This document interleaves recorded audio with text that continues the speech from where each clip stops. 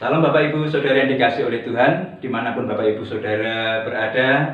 Saya yakin dan percaya berkat Tuhan atas kita sekalian. Mari kita akan serahkan hati kepada Tuhan untuk beribadah pada saat ini. Kita akan berdoa.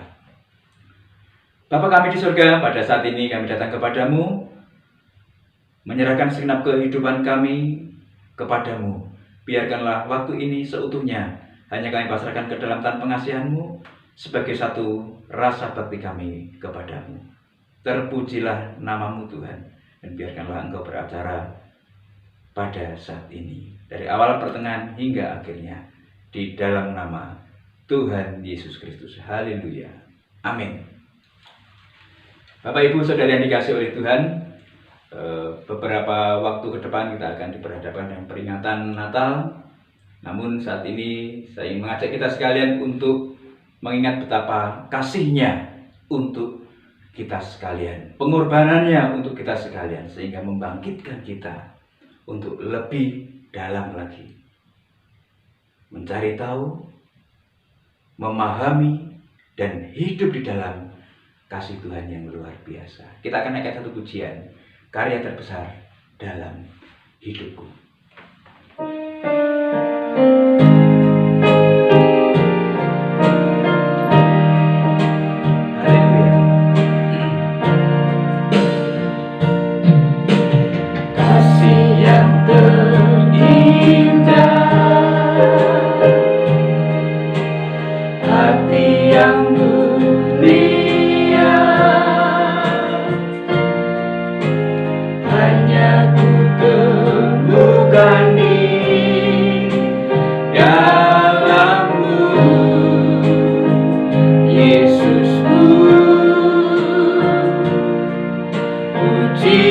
Dari hatiku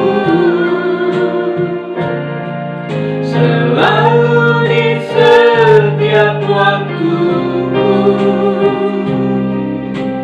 tiada pernah berubah kasihku kepadamu. Karya terbesar dalam hidupku, pengorbananmu yang selamatkanku. Engkaulah harta yang tak ternilai, yang ku miliki dan ku hargai. Yesus, Engkau ku kagumi.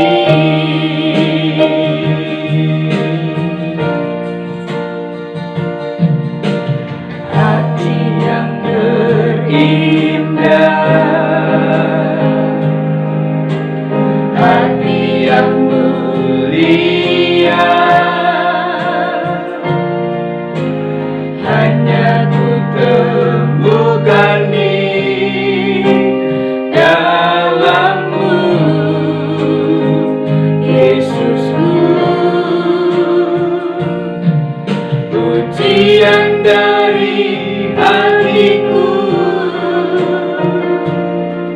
selalu di setiap waktuku, tiada pernah berubah kasihmu kepadamu. Karya terbesar dalam hidupku, pengorbananmu yang selamatkanku. Engkaulah yang tak ternilai, yang ku miliki dan ku hargai. Yesus, Engkau ku kagumi. Karya terbesar dalam hidupku, pengorbananmu yang selamatkanku. Engkaulah harta yang tak ternilai,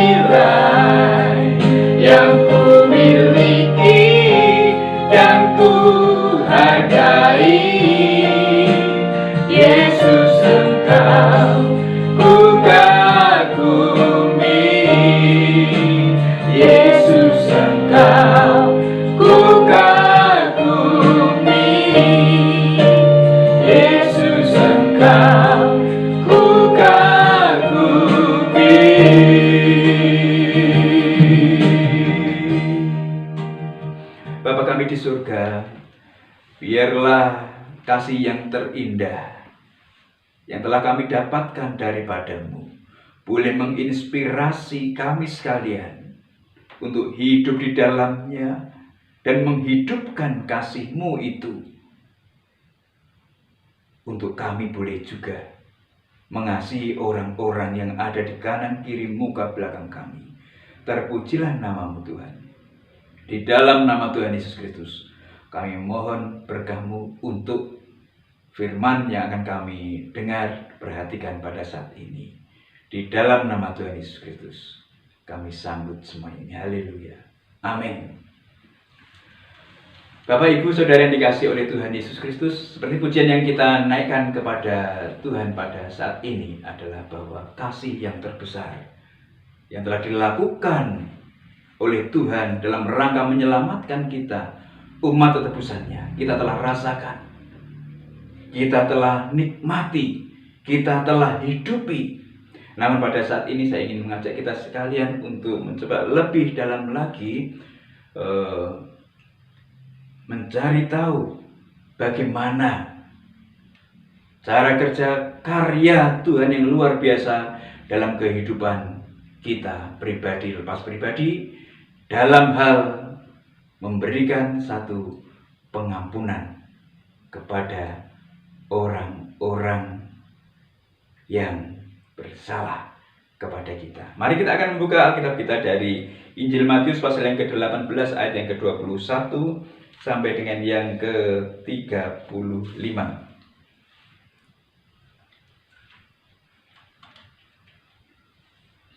Mari kita akan nikmati kebenaran firman Tuhan ini bersama-sama dengan bersuara keras dimanapun Bapak Ibu Saudara berada.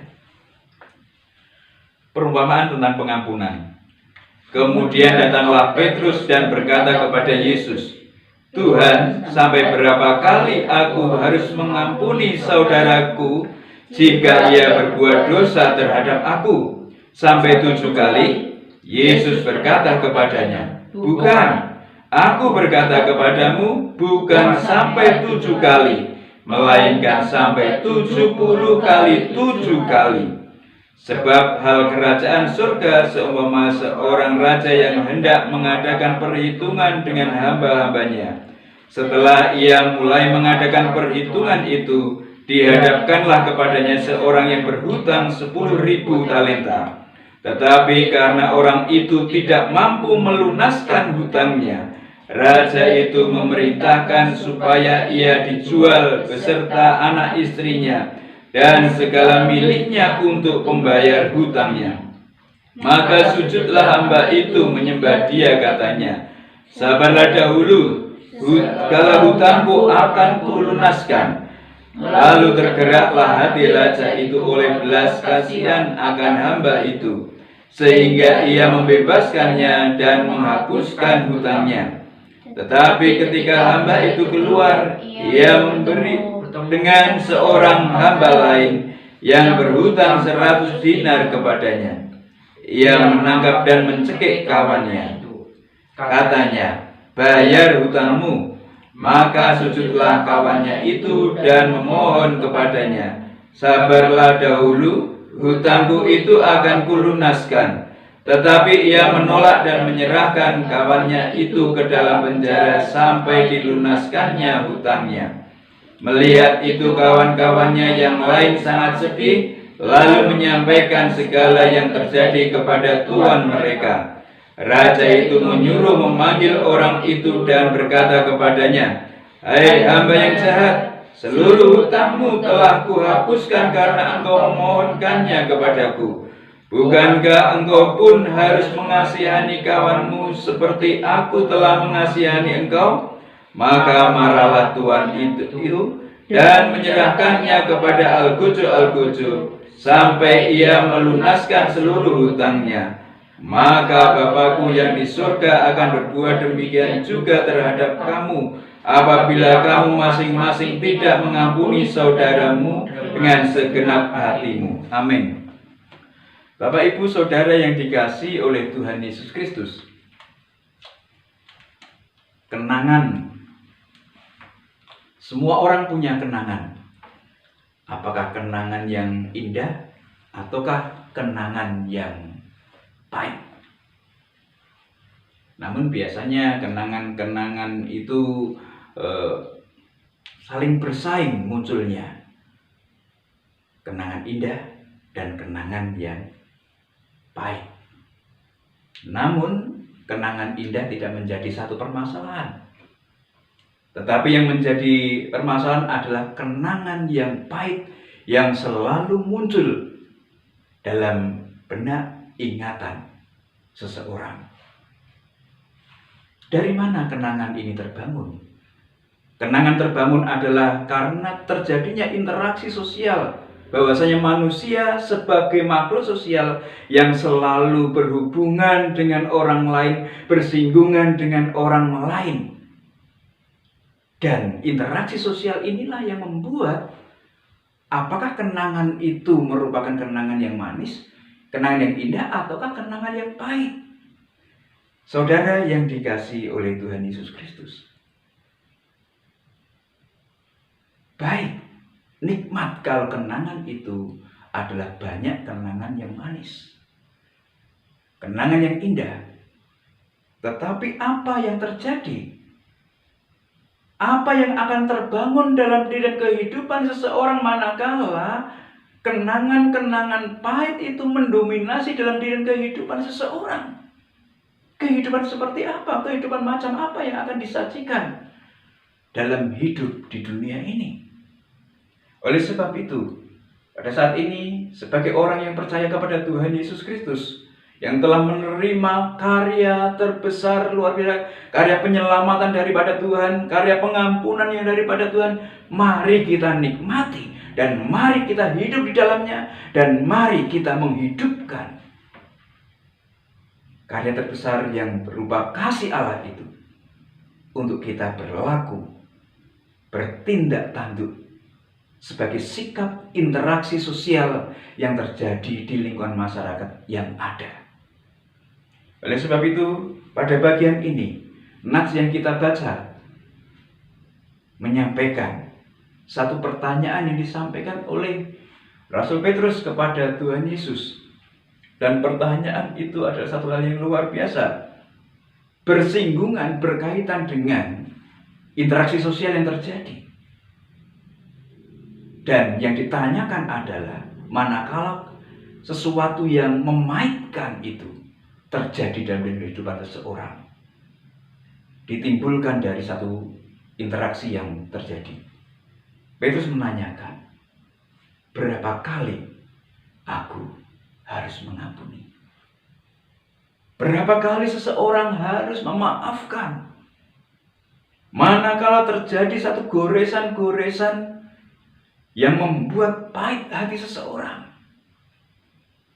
Rasul Petrus menanyakan hal itu kepada Tuhan. Dan Rasul Petrus pun sudah mencoba untuk memahami bagaimana kehidupan yang mencoba untuk memberikan maaf kepada orang-orang yang memberikan satu singgungan, membuat hati seseorang itu merasa pahit. Dalam kebiasaan yang terbangun di lingkungan Yahudi adalah 3 kali seseorang memberikan satu pengampunan atau maaf. Namun Rasul Petrus memberikan satu pendapat dalam dirinya, bahwa aku mampu melakukan untuk 7 kali memberikan maaf, 7 kali memberikan pengampunan kepada orang-orang yang bersalah, yang membuat kesalahan kepada saya. Saudara yang dikasihi oleh Tuhan Yesus Kristus, kecenderungan seperti ini yang sering kali muncul dalam kehidupan, apakah orang itu orang yang percaya kepada Tuhan atau yang tidak percaya kepada Tuhan?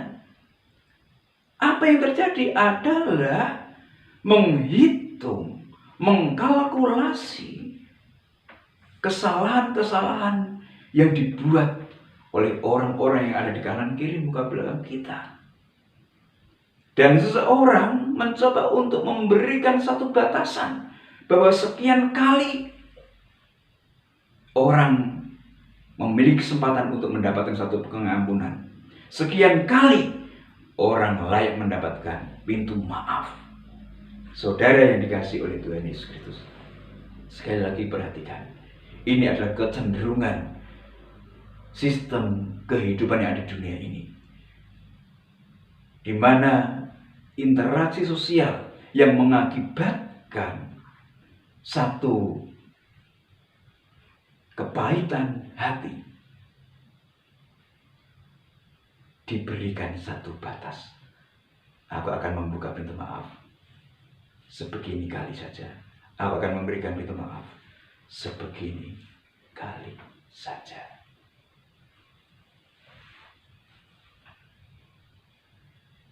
Berapa banyak kesalahan yang dibuat oleh seorang anak kepada orang tuanya? Berkali-kali.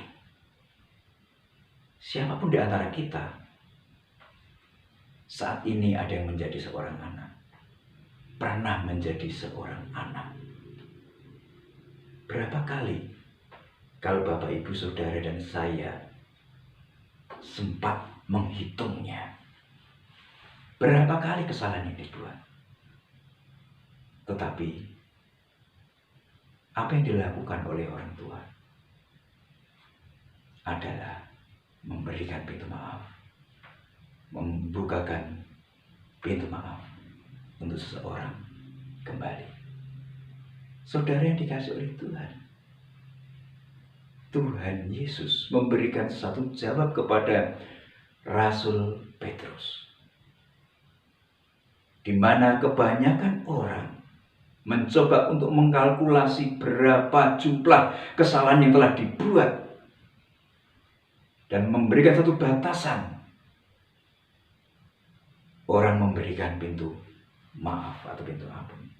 Sekali lagi, Tuhan Yesus memberikan satu saran dan nasihat dalam perumpamaan yang disampaikan kepada Petrus dan murid-muridnya pada saat itu, yaitu dengan cara mencoba untuk mengisahkan seorang raja yang punya bawahan. Bawahan itu memiliki hutang.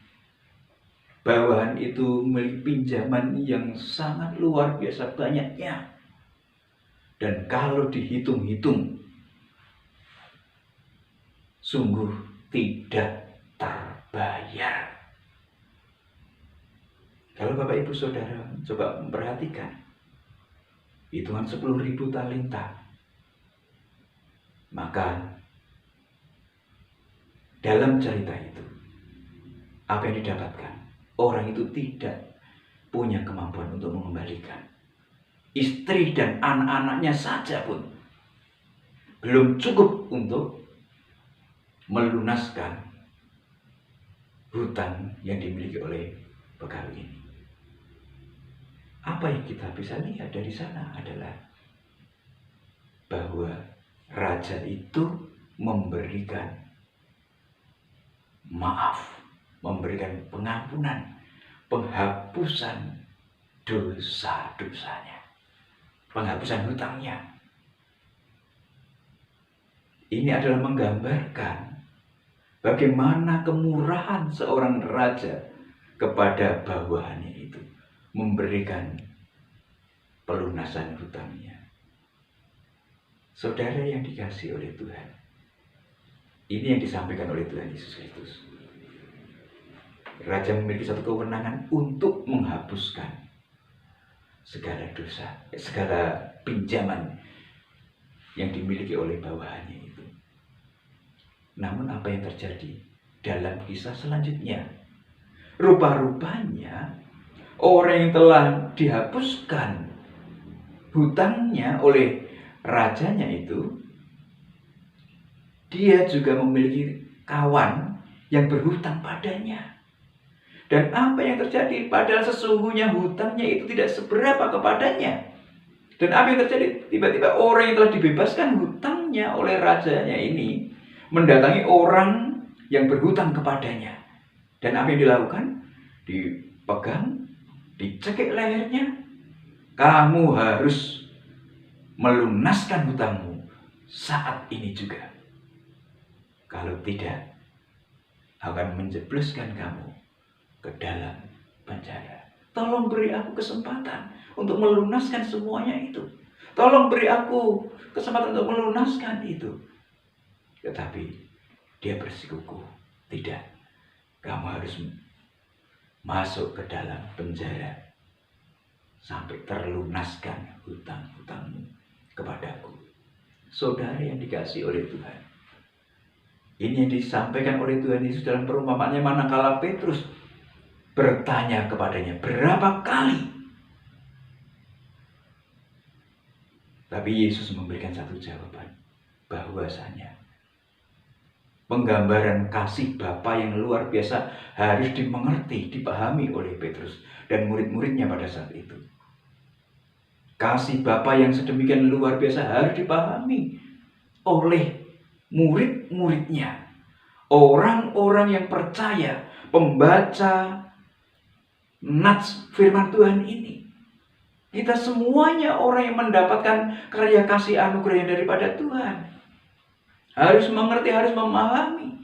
Kalau Tuhan telah mengampuni, kalau Tuhan telah membebaskan dari apa yang kita tidak bisa mampu lunaskan kepada Tuhan, yaitu dosa, pelanggaran yang sedemikian luar biasa, maka yang harus ada dalam benak pemikiran orang yang percaya dan murid-murid Yesus pada saat itu adalah buka pintu maaf, buka pintu ampun, buka selebar-lebarnya, berikan maaf, berikan ampun kepada orang yang mengaku salah, menyesal, dan bertobat. Berikan semuanya itu. Saudara yang dikasihi oleh Tuhan, ini adalah hal yang sulit. Ini adalah hal yang tidak mudah. Mungkin ada satu pertanyaan, Pak. Iya, kalau orang yang berbuat salah itu jauh dari kami tempatnya, mungkin kami bisa melupakan. Mungkin pada waktu kami ketemu di jalan, orang berlaku salah kepada kami, kemudian kami memaafkan. Sudah tidak pernah ketemu lagi. Tetapi bagaimana halnya dengan orang yang ada di sekitar kami? Pernah membuat kesalahan, menciderai kepercayaan, melukai hati kami, dan itu ada di sekitar kami. Apakah itu satu hal yang mudah untuk dimaafkan, untuk diampuni? Susah. Tapi saudara yang dikasihi oleh Tuhan, firman Tuhan mengatakan dalam perumpamaan ini, menyampaikannya kepada Petrus dan murid-muridnya saat itu, dan juga kepada kita sekalian pada saat ini, bahwasanya manakala orang-orang itu ada di sekitar kita, dalam perumpamaan itu dikatakan bahwa raja dan hambanya. Apakah raja tidak melihat hambanya? Pasti melihat, pasti teringat. Tetapi raja itu mengatakan lunas. Sangat besar hutangnya, tetapi dikatakan lunas. Masih tak melihat pegawainya di sana, tetapi raja itu melihatnya sudah lunas. Itu adalah gambaran penglihatan Bapa di surga di dalam menunjukkan karya yang ajaib, karya yang besar untuk orang yang menerimanya sebagai Tuhan dan Juru Selamat dan memperoleh karya penebusannya. Saudara yang dikasihi oleh Tuhan, apa yang harus dilakukan kemudian manakala orang yang telah percaya kepada Tuhan menerima perlakuan-perlakuan, disakiti, dinodai oleh orang-orang yang ada di sekitarnya? Maka firman Tuhan katakan, ampuni, buka pintu maaf selebar-lebarnya. Karena dengan cara itu pula Tuhan mengampuni, memaafkan kita, orang-orang yang menaruh harap percaya kepada Tuhan Yesus Kristus. Maka apa yang terjadi adalah hal yang sulit untuk mengampuni, hal yang sulit untuk memaafkan. Itulah yang dirasakan oleh Bapa. Tetapi apakah Bapa mengeluh dengan apa yang dia lakukan, apa yang dia kerjakan? Tidak. Sudah, Bapa mengampuni, Bapa memaafkan. Ini teladan yang harus diikuti. Ini teladan yang harus dilakukan oleh setiap orang yang percaya. Sulit memang untuk mengampuni orang-orang yang ada di sekitar kanan kiri muka belakang kita, yang seringkali melakukan satu kesalahan kepada kita. Tetapi lihatlah seberapa kali kita mendapatkan perlakuan itu. Maka lihatlah, biarkan hal itu boleh menerangkan pemikiran kita, pengetahuan kita, pemahaman kita bahwa sesungguhnya dosa kita yang tidak terbayar tetapi telah dilunaskan oleh Tuhan Yesus Kristus dalam karyanya yang luar biasa. Orang yang bersalah, orang yang selalu berbuat salah kepada kita, kita memberikan satu ampun, maka sesungguhnya itulah kesempatan untuk kita introspeksi diri, bahwa sesungguhnya kesalahan kita yang diampuni oleh Tuhan, kesalahan kita yang dihapuskan oleh Tuhan sedemikian luar biasa. Jangan pahit hati, jangan kecut hati melihat berbagai macam kesalahan-kesalahan dilakukan oleh orang kepada kita. Semakin banyak orang kita menemukan orang yang bersalah kepada kita, maka semakin banyak kesempatan kita untuk introspeksi diri bahwa pengampunan Tuhan sungguh luar biasa. Amin. Saudara yang dikasihi oleh Tuhan, sekali lagi, itu adalah hal yang sangat susah, itu adalah hal yang sangat sulit, tetapi itu yang harus kita lakukan sebagai pengikut Tuhan. Jangan menghitung kesalahan orang lain, tetapi biarkanlah kesalahan-kesalahan yang dilakukan oleh orang lain kepada kita membuat kita sadar, introspeksi, bahwa sesungguhnya kesalahan kita, pelanggaran kita yang telah dihapuskan oleh Tuhan Yesus Kristus adalah sedemikian luar biasa. Tuhan Yesus memberkati kita, memberikan satu kekuatan pengampunan kepada kita untuk kita boleh mengampuni orang-orang yang di kanan kiri muka belakang kita yang berlaku salah kepada kita. Yakin dan percaya, Bapa kita di surga memberikan teladan yang luar biasa. Bapa kita yang di surga telah berkarya di dalam hidup kita. Maka kita harus yakin, jangan menghidupkan satu hal yang pahit, tetapi hidupkanlah kenangan-kenangan yang indah berupa kasih yang terbesar dari Tuhan Yesus Kristus. Tuhan memberkati. Kita berdoa. Haleluya Tuhan. Sungguh kami bersyukur kepadamu Bapa, pada saat ini Engkau memberikan kepada kami untuk kami boleh memahami bagaimana kami melihat kasih-Mu yang luar biasa lewat pemberian maaf kepada orang-orang yang bersalah pada kami.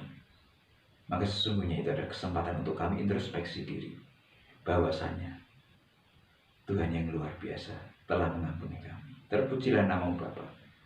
Biarkanlah kami boleh seturut atas apa yang Engkau kehendaki supaya kami lakukan. yaitu mengampuni orang-orang yang bersalah kepada kami. Sebagai satu gaya hidup dalam hidup kami. Terpujilah nama-Mu Bapa. Saat ini kami berdoa kepadamu untuk kami sekalian, baik yang ada di tempat ini. Tuhan, Engkau memberkati kami. Engkau memberkati juga jemaat Tuhan dimanapun mereka berada. Tuhan, Engkau menolong mereka dalam berbagai macam beban pergumulan yang ada. Kami sungguh memasrahkan ke dalam tangan pengasihan. Biarkanlah ya Tuhan, berkah-Mu nyata limpah atas jemaat-Mu yang ada. Dan saat ini kami juga berdoa kepadamu untuk pergumulan-pergumulan yang terjadi. Pergumulan kesehatan, pergumulan keharmonisan hubungan, pergumulan untuk perekonomian. Tuhan, kami sungguh memasrahkannya ke dalam tangan pengasihan-Mu. Engkau menolong kami sekalian untuk bangkit, bangun, mendapatkan satu kemenangan yang daripada-Mu. Teringat untuk bangsa dan negara kami tercinta Indonesia. Engkau berkati pemerintahan dari presiden, wakil, menteri kabinet, anggota dewan, dan majelis permusyawaratan rakyat, serta gubernur, bupati, camat, lurah, kepala desa, RW dan RT, aparat penegak hukum, TNI, Polri, jajaran kejaksaan dan kehakiman. Tuhan, Engkau memberkati mereka, sehingga biarkanlah mereka boleh mengendalikan negeri ini, sehingga damai, aman, makmur boleh dirasakan oleh masyarakat yang hidup di dalamnya. Kami berdoa untuk pandemi COVID-19, dalam penanganan yang dilakukan, Tuhan, Engkau menolong. Vaksin-vaksin yang ditemukan, biarkanlah ya Tuhan, semuanya itu boleh didapatkan dan boleh mencoba untuk memulihkan keadaan kesehatan yang ada. Kami pasrahkan ke dalam tangan pengasihan-Mu. Bencana alam, kami juga pasrahkan ke dalam tangan pengasihan-Mu. Tuhan, Engkau menolong mereka, Engkau hibur mereka, Engkau kuatkan mereka, dan juga biarkanlah hati yang rela untuk saling tolong menolong boleh bermunculan dimanapun, sehingga manakala ada rekan, sanak famili yang mengalami satu bencana, mereka semua boleh merasakan belian tangan kasih Tuhan lewat orang-orang yang tergerak. Terpujilah nama-Mu. Sungguh kami bersyukur kepadamu saat ini. Kami boleh menunjukkan satu rasa bakti kami kepadamu.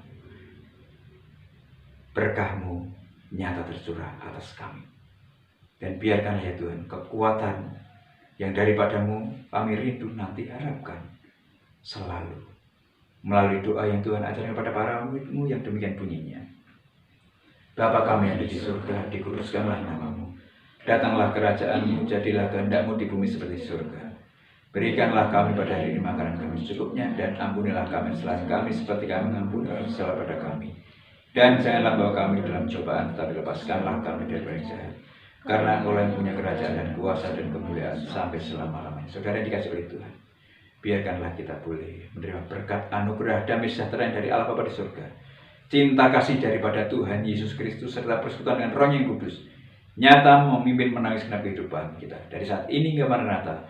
Tuhan Yesus datang menjemput kita sekalian sebagai saleh-salehnya bertemu di awan-awan. Terimalah berkahnya bersama-sama di dalam nama Tuhan Yesus Kristus. Haleluya, amin. Selamat berhari Minggu, salam sehat, semangat di dalam Tuhan. Lepaskan pengampunan. Tuhan Yesus memberkati.